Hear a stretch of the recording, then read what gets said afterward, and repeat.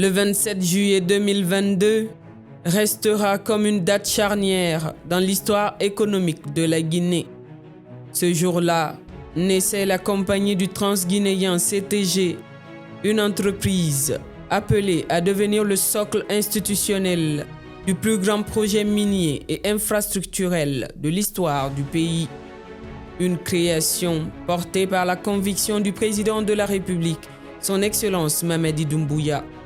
Faire de Simandou non seulement un gigantesque projet minier, mais aussi le moteur de la transformation économique, sociale et durable de la Guinée. La CTG, au-delà d'une entreprise, était une vision. Plus qu'un nouvel acteur économique, elle incarnait un pari sur la souveraineté, sur le dialogue et sur la capacité de la Guinée à reprendre la maîtrise de son propre développement.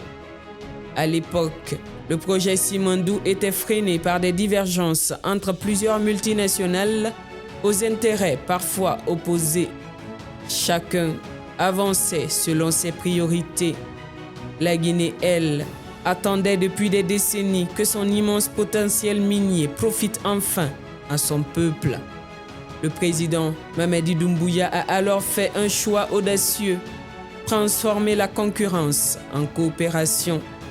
Rassembler autour d'une même table les partenaires industriels et l'État guinéen pour construire une gouvernance commune fondée sur un principe simple, le partenariat gagnant-gagnant.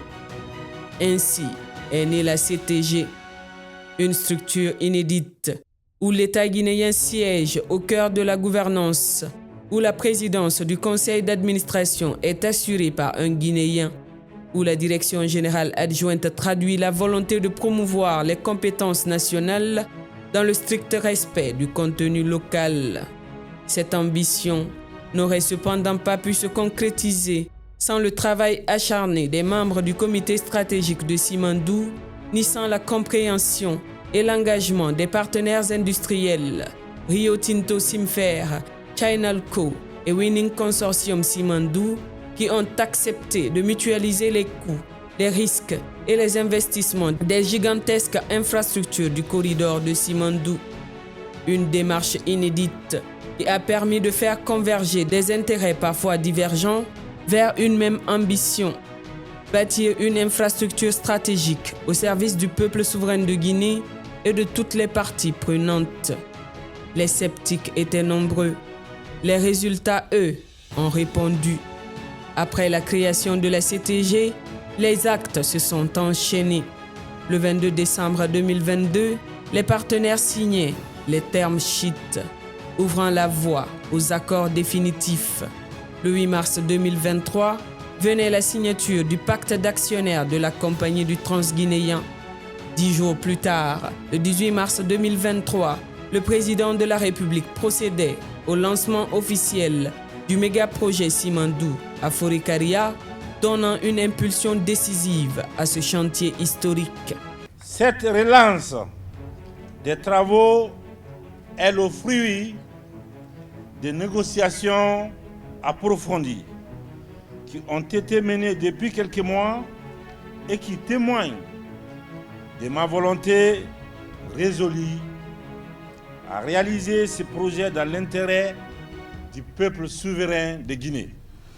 Comme vous le savez, dès le mois de décembre 2021, lors de ma rencontre avec les partenaires industriels, j'ai décliné ma vision de façon très claire, qui est basée sur le juste équilibre entre les intérêts des investisseurs, bien sûr, et ceux de la République de Guinée.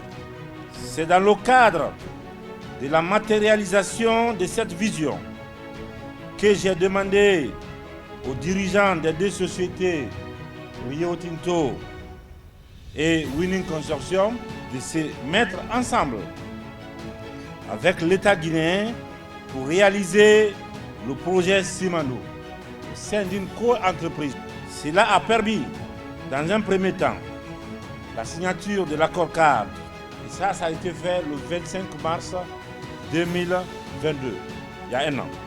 Ensuite, les différents documents qui ont été signés, à savoir les statuts de co-entreprise, c'est-à-dire la compagnie du Transguinéen CTG, signé le 27 juillet 2022, l'accord commercial term sheet signé le 22 décembre 2022, avec l'arrivée cette fois-ci du groupe BAO, la signature récente du pacte d'actionnariat de la société transguinéenne constitue la mise en œuvre continue de ma vision.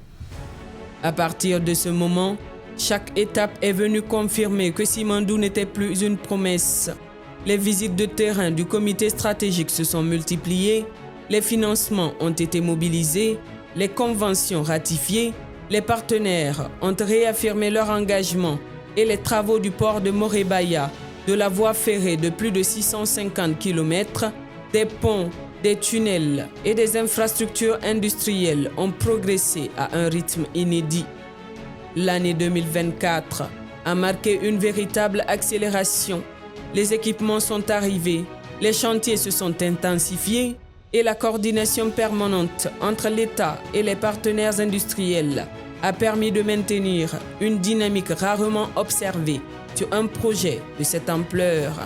Nous avons signé 7 documents aujourd'hui sur le partenariat avec les différentes parties prenantes qui devraient nous permettre de progresser très rapidement dans la mise en œuvre du projet Simandou. Nous, à Rio Tinto, en signant ce document, nous réitérons notre engagement à livrer le projet Simandou selon les normes et aussi dans les délais qui sont impartis. Aujourd'hui, à la suite des documents qui ont déjà été signés quelques mois auparavant, 7 nouveaux documents ont été signés, des documents qui ont un impact concret sur l'arrivée de financement pour la mise en œuvre et l'accomplissement du projet de Simandou. Donc pour Baou, on a des investissements dans les blocs 1 et 2, mais également dans les blocs 3 et 4. Donc pour Baou, il s'agit d'une signature qui engage Baou pour 8 documents. Pour Baou, aujourd'hui, c'est un jour spécial. Il y a de cela 1 an exactement. Baou a signé comme partie joignant au projet le term sheet. Cela fait exactement 1 an. Après 1 an d'efforts, aujourd'hui, nous avons pu régler tous les problèmes qui étaient devant nous pour signer ces 8 documents. Puis est venu 2025, l'année où les symboles sont devenus des faits. Le 28 janvier, le président de la République réceptionnait les premières locomotives destinées au projet Simandou. Les barges de transbordement rejoignaient ensuite le port de Morebaya. Les infrastructures stratégiques prenaient progressivement forme. Et puis est arrivé ce moment que beaucoup pensaient encore lointain. Le 11 novembre 2025 à 11h11, le premier train de Simandou, baptisé Koma, faisait retentir son premier sifflement au port de Morebaya avant la première exportation de minerais de fer. Un instant historique qui consacrait le passage d'un projet longtemps attendu à une réalité industrielle. Le premier train qui a sifflé aujourd'hui à 11h11 est conduit par une Guinéenne. Formé en Guinée. C'est ça, vos instructions. Le soleil ne se couche jamais sur ce Simandou, sur ce méga projet d'envergure mondiale qui incarne l'unité des continents et l'ambition d'une nation en marche vers la prospérité pour le bien-être du peuple souverain de Guinée. En 4 ans, la CTG aura surtout démontré une vérité essentielle. Lorsqu'une vision politique s'accompagne d'une gouvernance claire, d'un leadership assumé et d'un engagement collectif, les obstacles finissent par céder. Aujourd'hui, la compagnie du Transguinéen n'est plus seulement l'entreprise qui coordonne l'un des plus grands projets miniers et infrastructurels au monde, elle est devenue le symbole d'une nouvelle manière de conduire les grands projets. avec davantage de souveraineté, davantage de responsabilité et une ambition clairement assumée de faire des ressources naturelles un levier de transformation économique. Cette transformation est désormais tangible. La CTG porte aujourd'hui, dans l'intérêt du peuple souverain de Guinée, des infrastructures appelées à transformer durablement le pays. Un chemin de fer à double voie de plus de 650 km, véritable outil de désenclavement et d'intégration nationale. Un port multi-utilisateur et multi-usage garant de notre souveraineté logistique.